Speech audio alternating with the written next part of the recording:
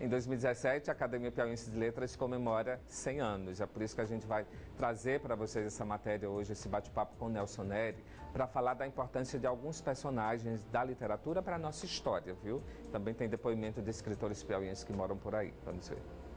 A história do Piauí pela literatura e pelos seus ilustres escritores. A gente está aqui para falar com o Nelson Neri, que além de advogado, escritor, presidente da Academia Piauiense de Letras, que em 2017 comemora 100 anos. E claro que nesses 100 anos passaram muitos nomes que são conhecidos porque se projetaram em outras áreas antes das letras, ou simultaneamente, né, Nelson? Muitos nomes que passaram por essa academia. Né? Muitos nomes. Até essa data é bem interessante, né? 19 de outubro, manifestação em 1823 da Câmara de Parnaíba, declarando a independência, mas naquele momento ainda se defendia a união do Brasil com Portugal, essa primeira proclamação. E a data mesmo que era comemorada, o Dia do Piauí, é 24 de janeiro, porque foi quando a Câmara de Oeiras, já em 1823, antes tinha sido em 1822, já proclamou a independência. E a academia foi fundada em 24 de janeiro, quer dizer, foi instalada, ela foi fundada em 31 de janeiro de 1917, mas foi instalada em 24 de janeiro de 1918, porque era a data do Piauí na época. E o Piauí ainda tem o 13 de março. Ou seja, tem todo um valor agregado de história mesmo, né, de participação. E as duas grandes lideranças, né, o grande ideólogo da Academia de Letras foi o Lucídio Freitas, mas naquele momento ainda era uma pequena confraria. Tanto que as duas lideranças, os dois primeiros presidentes, o Higino Cunha e o Clodoaldo Freitas, participaram, foram os primeiros integrantes da Junta Republicana em 1889, quando foi proclamada a República. Então, a própria história da academia já foi voltada nesse primeiro momento com a participação de lideranças intelectuais e políticas no seu começo. Quem são esses escritores mais relevantes da academia, historicamente falando? Olha, logo depois desse episódio, nós tivemos uma particularidade muito grande. Matias Olímpio de Melo, que foi presidente da academia em 1924, 1929, ele ao mesmo tempo foi governador do estado. Nós tivemos outro poeta maravilhoso, o Benedito Martins Napoleão. Martins Napoleão, um poeta que eu considero nosso T.S. Eliot, pela sua profundidade do seu texto, foi interventor do Piauí logo depois do fim do Estado Novo, quando ele tinha esse cargo. E, na verdade, a nossa história toda está dessas pessoas envolvidas. O desembargador Vaz da Costa também, que foi governador por 12 horas, que nós vamos lançar agora no dia 21, vai ser lançado um livro dele, sobre ele. Então, na verdade, a história da academia, ela é misturada... Ela se confunde com a história do Estado, né? De alguma forma tem relação. Toda a história... Você está estudando, por sinal, né? Estou estudando um pouquinho. Na verdade, transformar em livro, essa é a grande novidade da entrevista, né? Vai sair um livro de história do Piauí. Eu tive a pretensão de fazer isso. Não sei se está uma boa, se é história ou é história. Já estou sabendo que tem 800 páginas, já foi editado já? Não. Vai ser lançado, mas já está em fase de edição, é isso? Está em fase ainda de revisão, ainda tem muito longo. Mas eu tentei fazer um livro exatamente, eu acho que o espírito foi uma coincidência você estava me fazendo esse tipo de entrevista, Ivanildo, porque na verdade eu tentei fazer a história, mas assim vinculada à nossa cultura. Não só as manifestações culturais, mas muitas vezes a interpretação dos fatos históricos a partir da ficção. Por sinal, esse estilo está muito na moda, né? Sim, e isso a gente foi feito... É uma forma de entendimento da história mais fácil, até para quem lê, né? Sim, e a cultura também, né? Como às vezes a gente faz uma história muito fora do contexto. Eu acho que a cultura é espelho da alma de uma sociedade.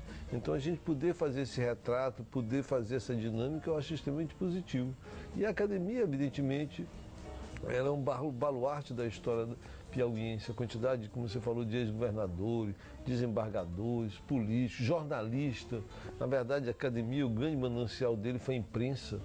Não só porque muitas vezes as pessoas têm essa duplicidade, você é um jornalista, você também é um romancista, cada dia mais se consolidar.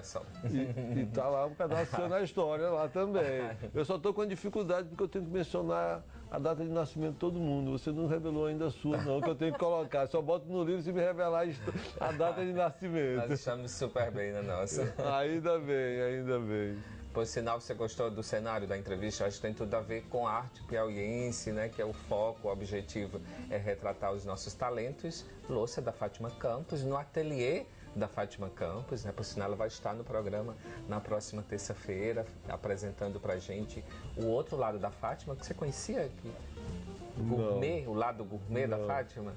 E ela tinha um esse pão ali. Dela é divino. Ah, né? Não só isso, ela era tão bonito e parecia obra de arte, né? Deu até pena de cortar esse pão. E eu tenho, assim, me orgulho muito de Fátima é casada com Maurício, meu primo, né, legítimo, e não só isso. Aí eu tenho um bom acervo da Fátima em termos de escultura, de cerâmica, de pintura. E a Fátima, ela sempre foi extremamente avançada, ela sempre fez uma arte saindo do figuratismo e da cultura meia regional. Ela sempre foi uma artista que fala com o tempo, que fala com o mundo, pós-moderna, desde sempre, né? E o seu estilo, e me agrada muito. E também eu acho que a literatura que você faz, a literatura que eu faço também, eu também escrevo uma besteirinha também, de vez em quando, um pouquinho de mentira, né? Porque ficção é mentira. Ficção, né? Boa mentira. Parte, né, Nelson? Boa parte. Na verdade, eu acho que todo autor é autoficção, né? É. E eu fiz uma ousadia. Aí assim, eu estou com um livro pronto, chamado Contos de Viagem, que eu devo lançar esse final do ano. E esse homem viaja, viu? Ele é Lavínia. Por sinal, qual o próximo destino do casal? Ilhas Seychelles. Eita, quem definiu esse roteiro aí todo? Olha, a gente abriu hoje um site de passagens maravilhosos e preço baratíssimo. Né? Então, oportunidade e criatividade. É uma ilha maravilhosa, talvez dizem que o Éden foi lá. Quando é essa viagem? A gente quer fazer no começo do próximo ano. E quais são os seus autores piauienses preferidos, né? Já que a gente está falando de história piauiense, através da literatura do nosso estado, quem você leu, gostou? Em primeiro lugar, eu acho que romance, sem sombra de dúvida, o O.G. Rego, com todo respeito para os outros, é um autor excepcional. Eu fiz trabalho sobre o Rio Subterrâneo, a sua terceira obra da sua trilogia, um livro muito interessante. O Rio Subterrâneo é a metáfora do Parnaíba. O personagem morava em Timon e vinha para Teresina, tinha sua raiz em Oeiras, mas acima de tudo, essa força, esse drama interior que a gente tem que precisa romper. Eu acho que em termos de conto, o João Pinheiro. João Pinheiro, comecinho do século XX, antes mesmo do regionalismo, do movimento de 30, ele já fazia uma literatura regional, ele já escrevia, tentava captar o diálogo, o falar nordestino, moda de viagem, as modas, os repentes, mas acima de tudo ele fazia uma literatura muito ágil, muito rápida, e nesse sentido, apesar de ser baseado no regionalismo, era um autor extremamente moderno, antecipando a Semana de 22. E eu acho que em termos de poesia, também pedindo vênia para os outros, o Martim Napoleão me impressionou muito. A gente teve sempre uma literatura um pouco atrasada, a gente já, na época da poesia moderna, da literatura moderna, a gente escrevia soneto, parnasianismo, simbolismo. E o Martins Napoleão já faz uma poesia muito mais profunda, né? Uma poesia que realmente me encantou muito e é um livro que merece ser entendido. Então, tentando, infelizmente... Já que lembra algum trechinho da poesia dele para finalizar essa matéria? Olha, ele uma frasezinha que ele colocou, que eu devo estar colocando nesse livro de história, né? O sol queimava a terra como os ares do inferno queimavam o paraíso. Que lindo, viu? Metáfora do Piauí. Bom conversar com você aqui nesse cenário da Fátima Campos, viu? Feliz dia do Piauí, feriado, né, para todo mundo. Um lugar maravilhoso, mágico.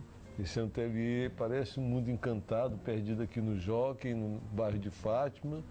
E foi um privilégio estar aqui com você, comer esse pão maravilhoso, tomar esse cafezinho sem açúcar, que nós estamos tomando café sem açúcar. Super light, super leve. Moderno. Então, e é um prazer conversar com você, que é uma pessoa tão inteligente. Obrigado, Nelson. Essa é a nossa homenagem ao Dia do Piauí, falando de literatura, mas algo mais aprofundado com esse advogado, escritor, historiador, viu? Esse livro promete, eu sei que já tem 800 páginas, né, Nelson? É muita coisa. Não sei nem como é que eu consegui, mas consegui, graças a Deus. Então, um brinde, viu? Cafezinho aqui. Cafezinho maravilhoso. Ivanildo, meu amigo, como você sabe, o Piauí é uma das minhas paixões. Tenho o maior orgulho de ser piauiense. Condição que eu espalho pelos 4 cantos e por onde ando por esse mundo velho. Terra querida, terra do nosso delta colossal, terra das nossas riquezas arqueológicas, deslumbrantes. E não podemos deixar de esquecer do nosso povo batalhador, povo cordial, povo perseverante. E daí vai os nossos escritores, que vêm fazendo uma literatura perene, atemporal. Esse é o nosso Piauí, que me orgulho muito e me envaideço. De forma que eu quero só dar um salve Piauí pelo nosso aniversário.